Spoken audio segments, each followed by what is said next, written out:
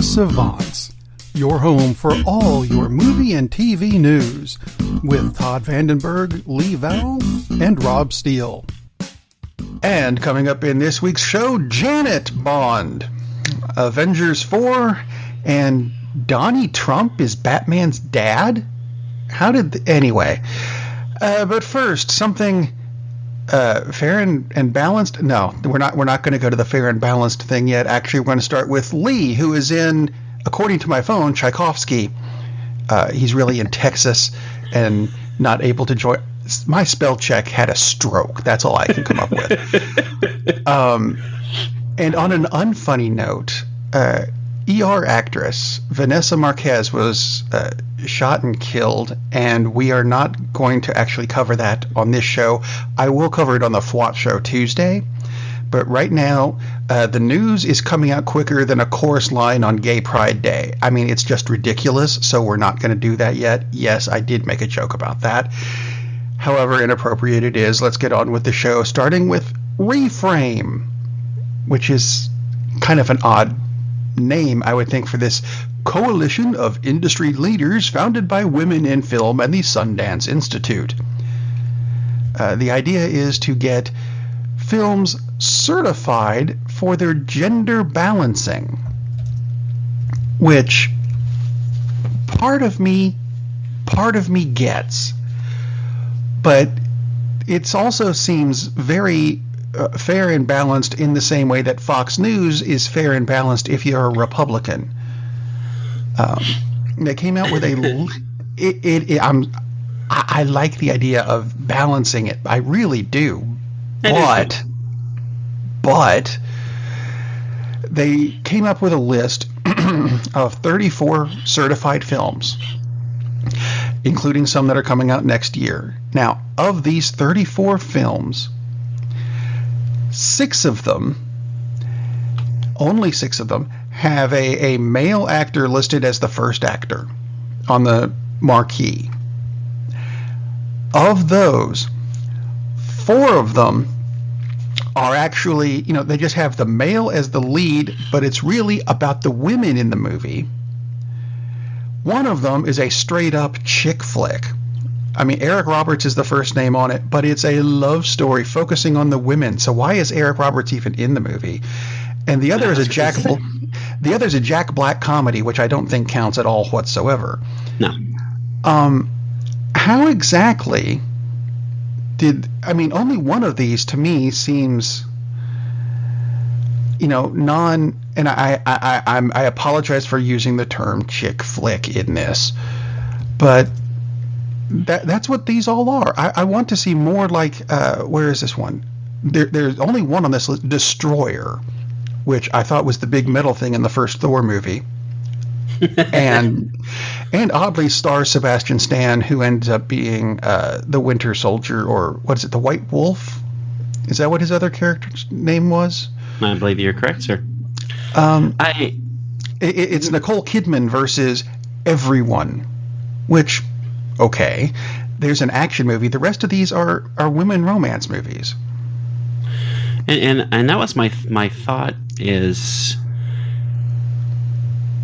those are the kind of movies, and many times those movies, like Steel Magnolias, can be huge box office hits. Yep. The Help, certainly female-driven movies like that. But typically they fit a particular category. Chick flicks, for lack of a better term, because everyone knows what a chick flick is. So I'm not using it, and you weren't either, as a pejorative. It's just, that's what you think of. Yeah. I don't mean it in a negative way. Yeah, those movies fit that category anyway. And I agree with you saying 100% is when we get to the point that Marvel does a big superhero movie, and of course Captain Marvel is coming out, but until we get to the point where they're more gender balanced, as for instance Wonder Woman was for Warner DC, yay, you guys did something right. And my God, if you can't gender balance Wonder Woman, you got problems. But until general category films hit this, it doesn't really, okay, this is great that this is a list, and I understand that Reframe is not saying, oh, this is wonderful because look what they've done. They're just saying, okay, these fit our criteria. They're not producing the films. They're just saying, okay, these films make the list. But the industry's got a long way to go when most of the films that make the list appear to be the kind of films that have always made that list. This isn't exactly anything new. I mean, I think it's cool that they're doing this, and hopefully this will push forward for a little more gender balance. But it reminds me of the story, and I just heard a cut again on the Dan Levitard show yesterday, where they were talking about an interview that they'd had with Liam Neeson, and because they do almost everything they can not to talk sports, it seems at times, and they were talking about the whole thing of gender equality and equality in pay in film, and Neeson was saying this, yes, he's absolutely for this, and this is far past the time when this happens. And I can't remember who was doing the interview, but someone asked, is like, okay, well, would you take a pay cut? And he says, pay cut? Oh, no. Oh, no. So he's all for equal pay for actresses and actors, but I'm not taking a pay cut to make sure it happens. It's like, well, dude, there's a limited amount of money that you can make, that you have in the pot to make a film. And one of these, the money's got to come from somewhere, right? Yeah. So he's all for the equality, and he's about them upping the actress's pay to match his, which I get. But the only way that's really going to happen is, and of course they're not going to say, well, Liam, we're going to pay you $15 million to make this movie, but so we can pay the actress the same as you, we're only going to pay you $8 million. They're never going to say that. But that's the way it's going to happen, obviously. Well, don't phrase it that way. Yeah, exactly. Exactly. And they wouldn't do. I hope they wouldn't do that. My God, DC probably would, because they're stupid. But yeah, you're just going to say, it's like, okay, well, this is the money, and she's getting the same pay as you, and assuming that she has the same drawing power, which of course you have to factor that into it. You're not going to cast someone who was, who had a bit part on Mary Smith, who. Yeah, exactly, and pay her the same as Liam Neeson. But if it's a relatively same stature person, then of course they should get the same amount of money. But anyway. Well, I mean, the whole action movie thing, I keep hearing how women can't drive action movies. I'm just going to throw one word out. Yeah. To blow, and that would be Ripley. Mm-hmm. That worked. Yeah, totally worked. And I'm not looking at the box office numbers, and I'm not going to say that this was a huge hit, but it was a hit. Atomic Blonde. Extremely well. Let's see. Who was the lead character in the latest Mad Max movie that you don't like at all, that you've kind of fell asleep through 3 times? I fell asleep 4. Was a huge, huge hit. It's not because of Mad Max. No. At all. No. It's all about the female lead. So, well, actually, wasn't it in that particular vehicle? You had Mad Max and 8 women? Vehicle. I see what you did there. Yes. What did I do? Because whatever it was an accident. Mad Max vehicle. I like it. Oh, well, yes. Yeah. Probably. I mean, it wasn't a chick flick. It was an action-based, female-led movie that happened to have Tom Hardy, and oh look, isn't he sexy in that bondage mask?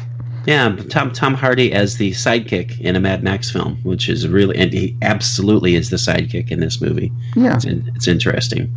Man, it's great. I mean, it made a ton of money, which is what we're talking about here. So absolutely no reason that they can't go forward and do and just have gender equality in the films, and not just restrict it to the kind of movies that they've always had. Oh, let's have more balance in speaking roles. It's like, no, that'll work. No. Actually, one thing that came up this week, and I think this could be a good idea. Actually, goes with the Danny Boyle leaving the Bond series thing. Yeah. And one of the reasons was a casting issue, and whatever. The other was he didn't like Daniel Craig's idea to kill James Bond at the end of the movie. I think that could be a good idea. Check this out. If you kill James at the end of the movie and come up with a new 007, Janine Bond, or what did I say in the open? Janet Bond. Janet. Whatever. Jane Bond. I keep hearing, why don't we have a female Bond? Here's how you do it. And although I will say this, don't make the last name Bond. Janet Davis, whatever, is the new 007. You can come up with a better name. That's just off the top of my head. It's got to be one syllable each, though, so you still get that beat. Jane, whatever. Smith. Dame Edna Smith, something. I don't care. Dame. I would just assume Dame Maggie Smith. There we go. Actually, I would keep it with Bond and just say, it's like a long lost cousin he didn't know about. She's not even related. But as long as she is a 007, there's your way to switch it over from the masculine to the feminine, and that I wouldn't have a problem with that. But just spontaneously going, no, James has always been a woman. No. Well, if Charlize Theron plays 007, it's like, because basically she already did an Atomic Blonde. Hell yeah. Oh, hell yeah. And it doesn't just have to be her. There are plenty of women who could do her role. Absolutely. But yeah, I'm totally in for that. That would be terrific. Or start the series completely over. Like HBO did not do this series. HBO just picked it up. It was a Japanese series called Miss Sherlock, which I found yesterday morning, I think. Where, guess what? It's the Sherlock Holmes story, except they're both women. And you're starting it over. It's not a continuation of a previous series. Sure, why not? As long as, you make them good stories, regardless of, what the gender is. I don't watch things for, I need to know what's in their pants before I watch the movie. No, I don't.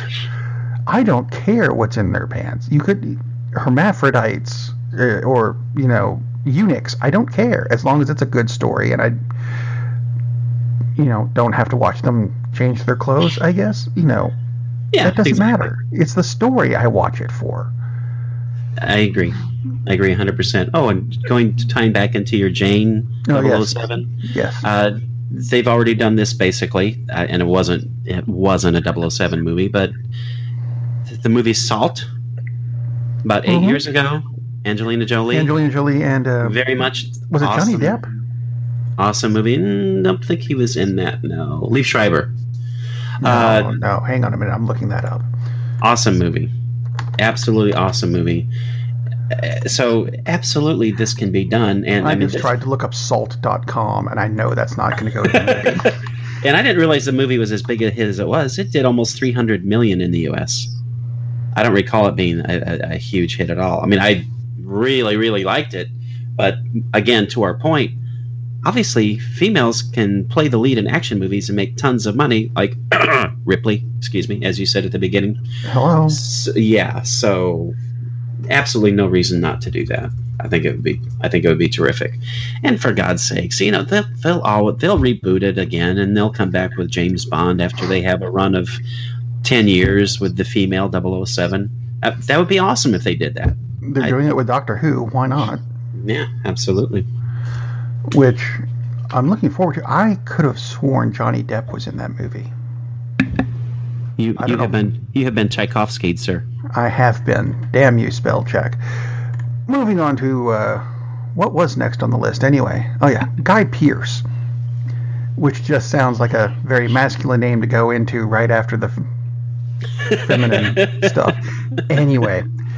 Really, why didn't he ever do porn? Anyway, go ahead. He's got the right name for it. Anyway, he was doing a press tour for a movie called The Innocents, which is not what we're talking about. No. It's on Netflix, apparently, and Netflix told him during this press tour, do not use the term binge watching, because Netflix doesn't like the term binge because it implies drug use or something, and I got to agree with him. I'm not sure I ever cared for the term, and for some reason it's something I can't do. I keep falling asleep. Damn you, narcolepsy, I guess. I don't know. But don't use the term. It makes Netflix grumpy, and then they won't make your shows anymore. They will, however, release, and this is a Tupac thing, I think. Orson Welles, because he goes together with Tupac in that they're both no longer living. Orson Welles' movie The Other Side of the Wind is being released. Is it being released by Netflix? Yes. Which is weird because he died in what, 1970? 1922. Feels like it. Yeah, it does. He began filming this particular movie in 1970 and just never finished it. So it's coming out now, kind of like a Tupac album, which Tupac comes out with albums every year, which is weird because he died, almost 20 years ago now? I believe you are correct. Yeah, it's actually being released at film festivals. I think it's at the Venice Film Festival is where it's premiering. Yeah. But Netflix is going to have it. I don't think they're showing it until October or November. So how long? November 2nd. November 2nd. There we go. I'm really looking forward to the Orson Welles. Even when his films were kind of like, I'm not so sure about that. Like, to me, Touch of Evil. I mean, some parts of it are amazing, and people who love Touch of Evil, and there are a lot of them, would think I'm insane. But to me, it doesn't quite all gel together, mainly because Charlton Heston as a Mexican detective doesn't really work at all, ever. So it kind of throws the whole thing off for me. But still a very cool movie. But I'm really looking forward to this because Wells had just such a crazy perspective, different from pretty much everyone else, which changed the language of film in a lot of ways to get like all uppity on the show. Just if you haven't seen Citizen Kane, watch Citizen Kane, and you'll see, holy cow, that's where they got that idea from. Like half of what they do in movies. So this is really, really exciting because the guy was absolutely brilliant. He was so brilliant, Hollywood didn't really get him, which is why he didn't make a whole lot of movies, because they wouldn't let him what he wanted to do. So they wouldn't let him do what he wanted to do. Guy, Tchaikovsky'd myself there. Anyway, Other Side of the Wind. Totally looking forward to that when it comes out on Netflix, along with everything else in the world, apparently. So I'm looking for that in November. Oh, let's see. Moving on to something that may or may not be coming out. Actually, a couple things that are like that. Wesley Snipes has said that he wants to do more Blade movies, only have them be part of the Marvel Cinematic Universe.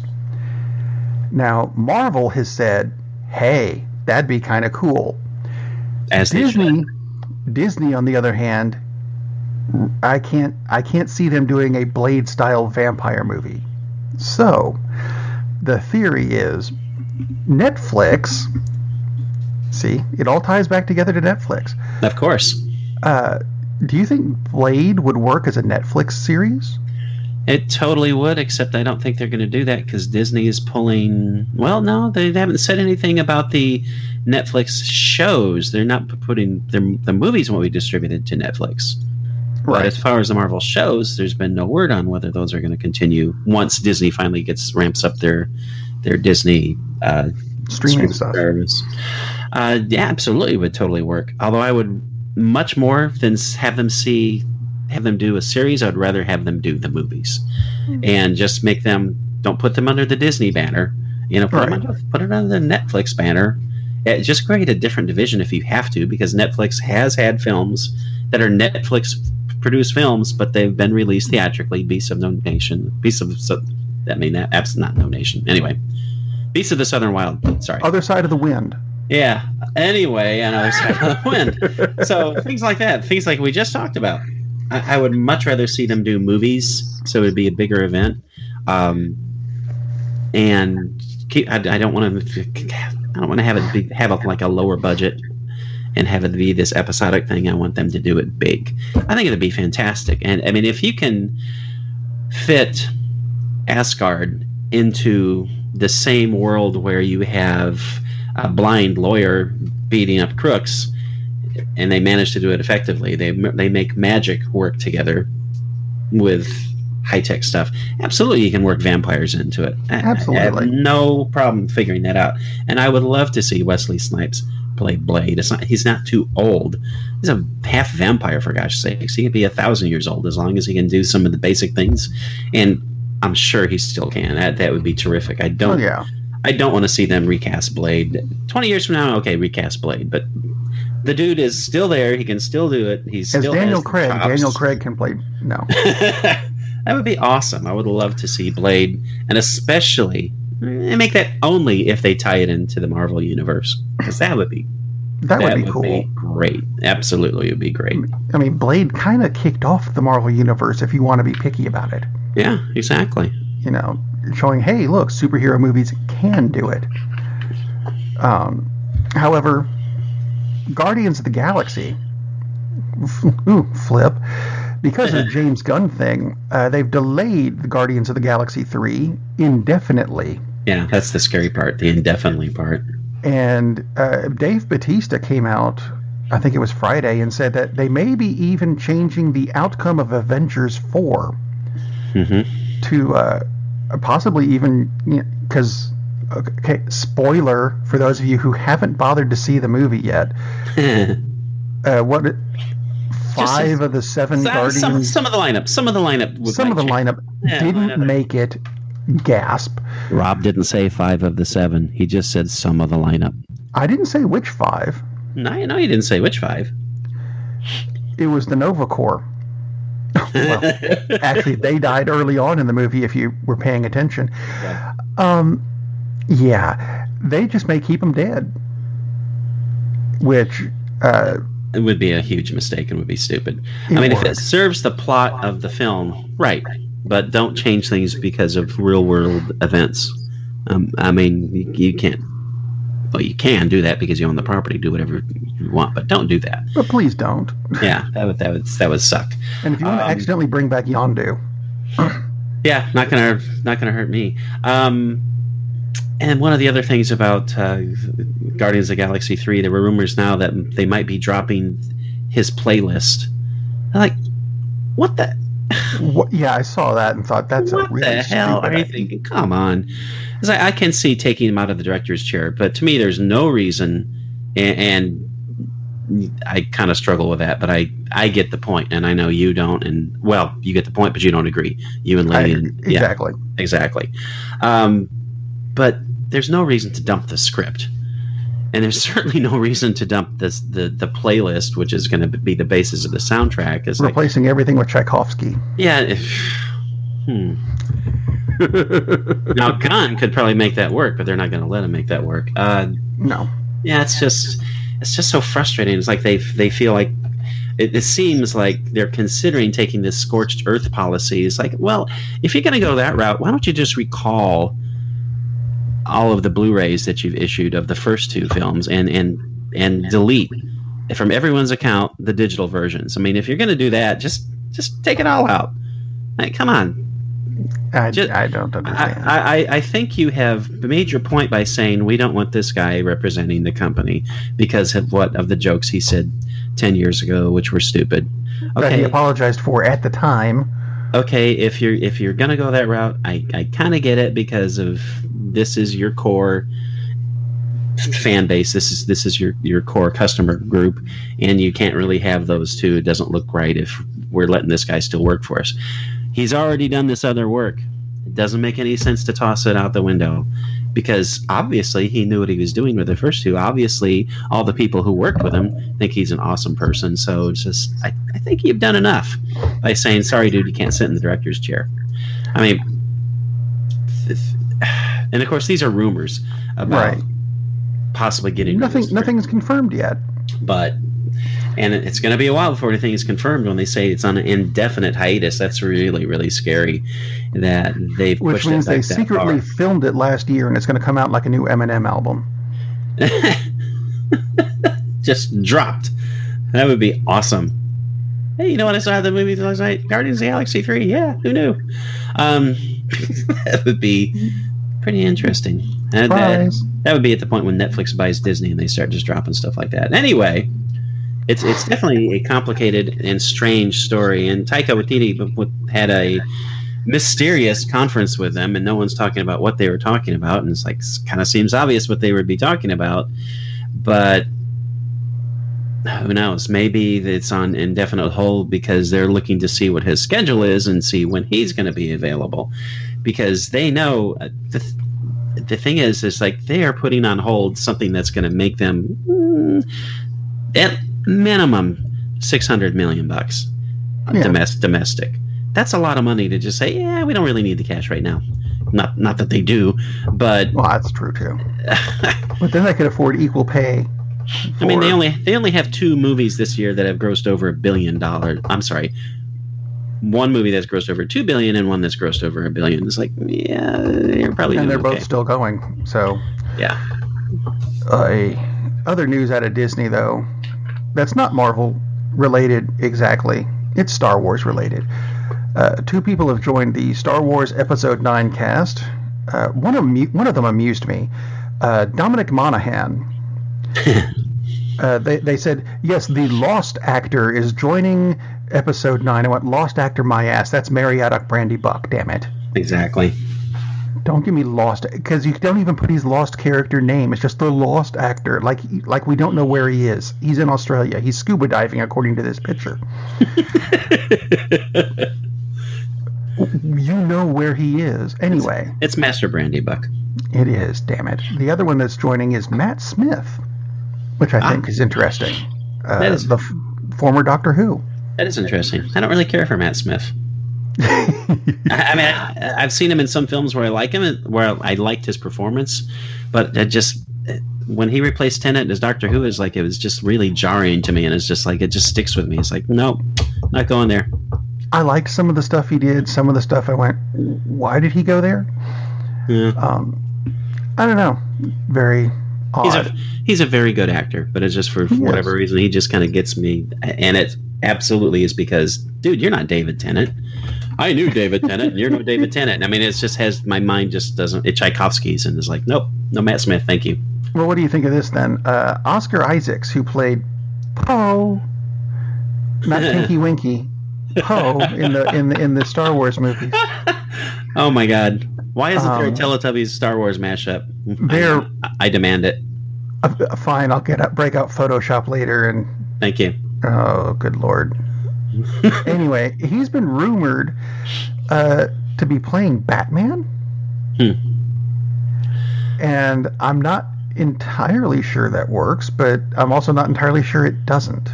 You know, it's the weird. I have the same immediate thought. It's like, yeah, I don't know. And he obviously can play intense. I mean, zero problem playing intense. And just forget about him in the Star Wars movies. It's like that. I'd like to forget about him being in X-Men Alpaca Lips too. Yeah, man. That was just had nothing to do with him. No, zero to do with him. No, it wasn't him. Yeah, a Violent Year. I think I can't remember now if it's a Violent Year or a Most Violent Year. He is awesome in that. He is absolutely off the charts. Yeah, awesome. I've seen him do some great stuff. It's just I'm not sure if the Star Wars movies. No, exactly. I'm not sure if he works for Batman, and I don't know why, because I don't know. I just had kind of a not sure about it. If Michael Keaton could do it, why not? Oh, but Michael Keaton is still really the best Batman. Bale absolutely worked. Keaton absolutely worked. I'm not even going to mention. I thought Ben Affleck worked. Ben Affleck definitely worked. Val Kilmer didn't really work for me. And I think Val Kilmer's terrific, but to me, he just did not work as Batman or Bruce. I think he worked, and I think Tommy Lee Jones worked in that movie, and absolutely nothing else in that particular movie worked. Tommy Lee Jones absolutely nailed it, but when doesn't Tommy Lee Jones nail it? I think it was... I think Val Kilmer just got swept up in the lack of things working in that particular film. And can we go back in time, or can we send Tommy Lee Jones back in time, like 30 years or 20, depending which Batman you want, and have him be Batman? Because, oh my God, he would kill it. That would be excellent. Oh my God. Anyway, Oscar Isaacs, yeah, maybe. But get us a time machine and send back Tommy Lee Jones, because I want that dude to play Batman. Well, there's another rumor going around that's Bat-related. To Joaquin Phoenix's Joker film, where Alec Baldwin is supposed to be playing Thomas Wayne.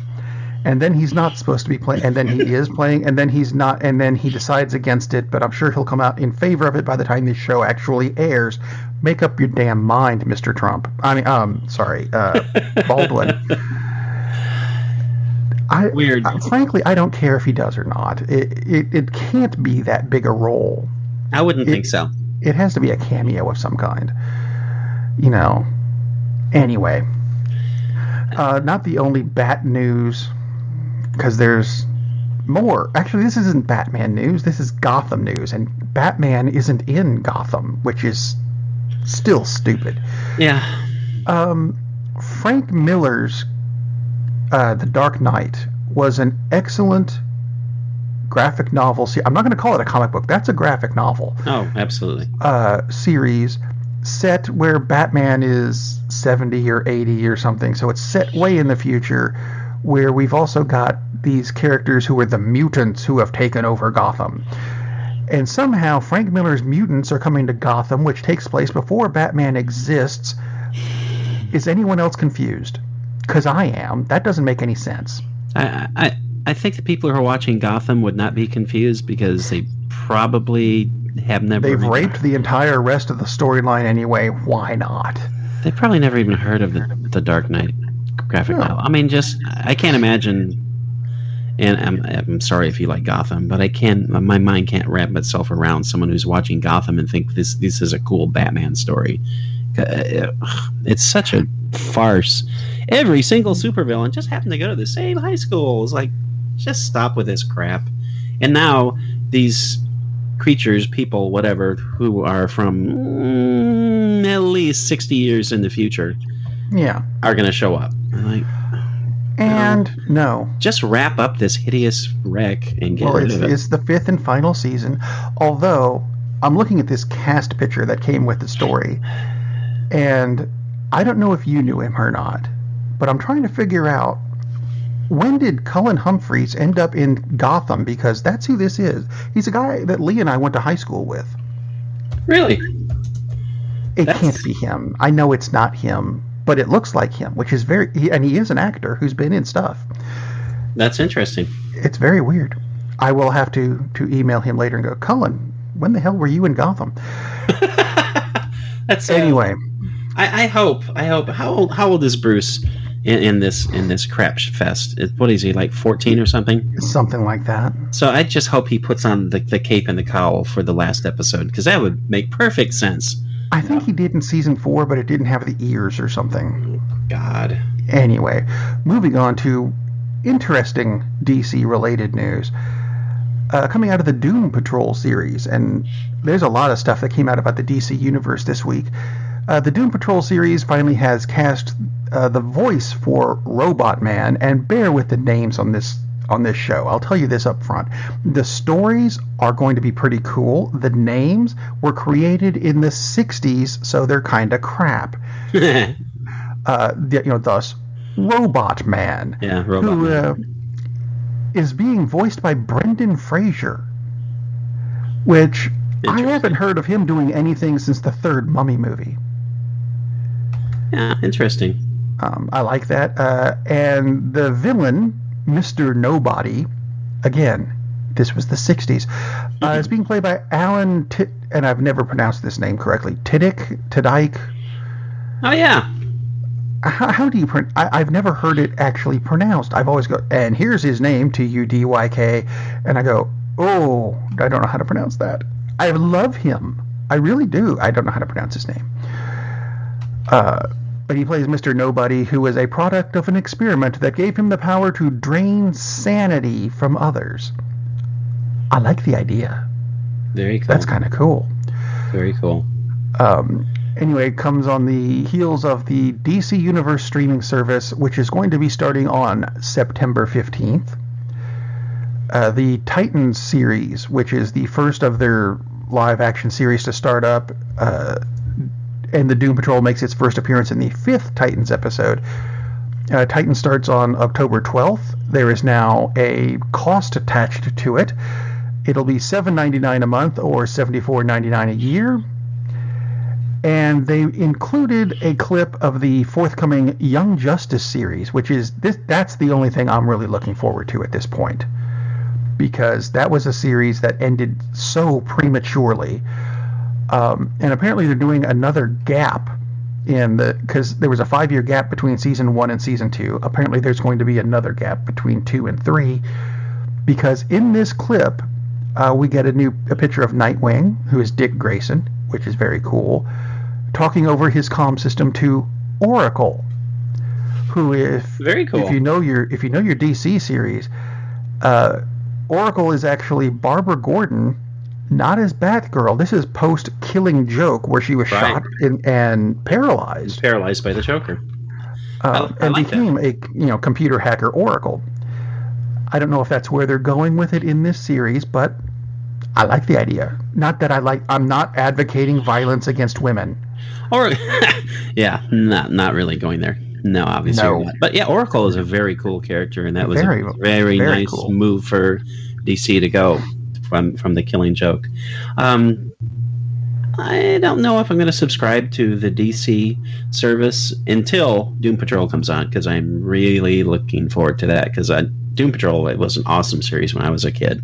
Yeah. Really enjoyed it because it was so different and so out there. That and Metal Men, which we're not going to get the Metal Men, sadly.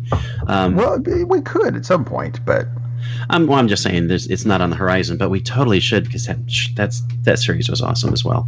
But Doom Patrol was excellent because the characters are so out there and so strange, just bizarre, so different from anything else. And if you saw them in the animated Titans series, they didn't take them far enough, and they were weird in that series. No, they didn't. Yeah, they were pretty trippy characters. So absolutely, and you're right. The names are just like Robot Man. I mean, the Robot Man is about as creative as they get. So not the best names, but the powers and everything were just very cool. Although I will give them Elastigirl, because they created Elastigirl back in the 60s, and then the Incredibles kind of took it. Yeah. So it's not the other way around. Get that straight. Some good stuff. Anyway, speaking of good stuff, potential good stuff. I don't know if it's good stuff. Something that I didn't understand this week, of which there are a lot of things I don't understand. This is definitely on the list. Top Gun 2 has been delayed to give them more time to work on the CG for the plane fight scenes. I get that. So they delayed it like a year and moved up a couple movies, Terminator and Sonic the Hedgehog, which are going to be even more heavy on the CG. You would think. Ow, my brain hurt. What? That doesn't make sense. It doesn't make sense at all. Who is so it is not. It's not just me, right? That's a crack laden press release. Yeah. So Joseph Kosinski is the director of Top Gun 2. Best known for his computer graphics and computer generated imagery work. Okay, that's interesting. Okay, he did Tron Legacy. That's not really lighting the me up. The CG was really good. The CG was really good. Okay, so for some reason he's having a problem with CG, and they're doing plane fights with... It's just airplanes. With airplanes that really exist. Here's your suggestion. Go out and scan one. Fire this guy. Get Christopher Nolan to do it, because he managed to get actual World War II airplanes and fight dogfights with the actual planes. No CGI. You probably can get your hands on a few actual current military jets and actually film the fights. What a concept. Yeah, what a concept. Imagine that. Like, you gotta be serious. Are you kidding me? You haven't been able to put together the CGI fight for planes? It's going to take you a year to do it? It's like, wow. I was actually interested in this film, but now it makes me wonder, it's like, this guy is a special effects specialist guru and can't figure it out? It doesn't make it makes zero sense at all, unless they gave him like $16 for the budget. Maybe that's the problem, because they said, okay, we're gonna keep this budget kind of down for whatever reason. Like Top Gun 2 wouldn't make a $600 million, because it will minimum. Unless of course the script sucks, but that makes zero sense whatsoever. That this guy obviously has CGI chops, and a year. Really? Have him move on to do the What's he do? upcoming Wile E. Coyote movie. He could. He could. What do they do? The only thing I can think is they gave him a Commodore 64 and said, "Have at it." Because seriously, They gave him an Amiga. we're moving up Terminator and Sonic the Hedgehog, but we can't get the CGI planes. Oh my God! Okay, time to. Yes. Probably should wrap up the show with. And I wasn't figuring out which one to end with, but I have now because this movie has to be CG heavy and is probably going to come out before Top Gun, and that's the Wile E. Coyote versus Acme movie, where Wile E. Coyote apparently gets fed up with Acme sending him these crap things to catch the Roadrunner with, so he declares war on Acme. Mayhem ensues. That's got where's he going to get his stuff from though?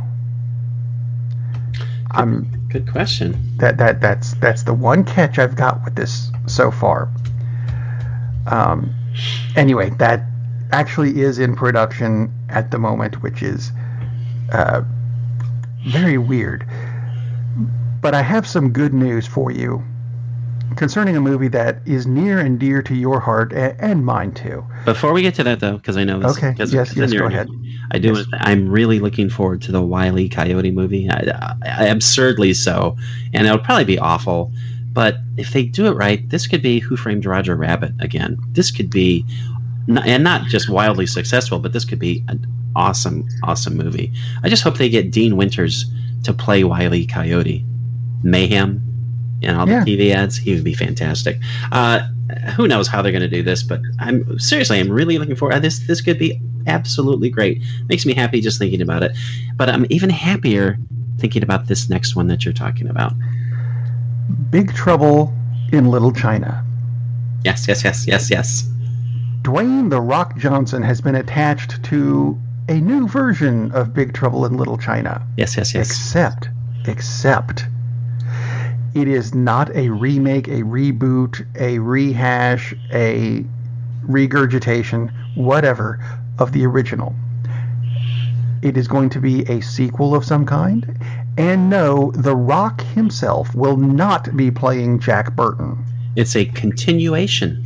It is a continuation. Which is beautiful because, just as I said, he's not playing Jack Burton because there is only one Jack Burton. The Rock himself said, "I'm not playing Jack Burton because there's only one Jack Burton." Wisely, he said, which makes it very, very open that Jack Burton, Kurt Russell, could be in this film, which would be like, oh my God, this would be like the best thing ever since Big Trouble in Little China. It would be so good. And maybe could we finally get like a hint of the crossover? Could Peter Weller like take a day off from the RoboCop thing and show up in this as Buckaroo Banzai? Is like, yes, because it was make this happen. That was supposed to have been a thing. That would be so awesome. Oh my God. But just the fact that they're doing this right, because absolutely this is a good movie to remake because it's a fan favorite, but it made like $8 at the box office. I mean, literally, I think it made like $6 million, maybe. It did nothing at the box office. I went opening weekend, and there were literally 3 people in the movie theater on a Friday night on opening weekend. That was it. Wow. That was it. That's how little buzz this movie had, which is opening amazing. Weekend, July 6th, 1986, 2.7 million, grossed 11 in the States. Oh, made it all the way up to 11. Which had amazing legs considering it only opened with 2. This is the kind of movie that you do remake because, it's a fan favorite, but there's still so many people who've not even heard of it, let alone seen it. And they're absolutely doing it right because this way you take care of the fans that it does have, because no, you're not remaking it, you're not rebooting it, you're just continuing the story. The Rock is dead on perfect for this. I mean, this is like the kind of vehicle that's made for The Rock. The winking, the fun action type of thing that he's an absolute specialist as. And the fact that they leave it open that they could have Kurt Russell show up in it is like, this is just the best. So, man, it makes me super happy. Nice to actually talk about fun stuff. And there's a good way to end the show on a happy note. So don't forget to come back this Friday. Or actually, we've got other shows between this one and the review show. We've got the FWAT show on Tuesday, and allegedly Lee's Seahawks show if he comes back from Tchaikovsky in time to do it.